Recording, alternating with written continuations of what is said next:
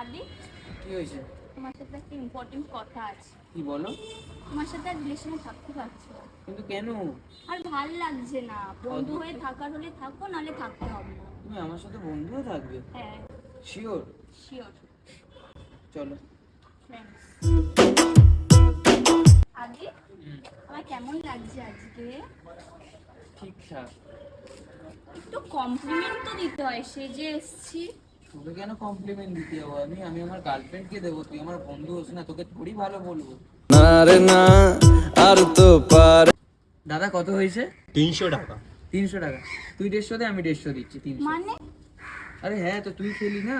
আগে তো এরম হতো না। তো আগে তো তুই আমার গার্লফ্রেন্ড ছিলি, এখন থোড়ি তুই আমার গার্লফ্রেন্ড। চল চল, টাকা দে। কাকু 300 টাকা এর দিয়ে নিয়ে নিও। আরে আদি, আমার কলেজে লেট হয়ে গেছে, একটু ছেড়ে দিবি? এ না, আমি ছাড়তে পারবো না, যা হেঁটে যা। আগে তো ছেড়ে দিতি রে।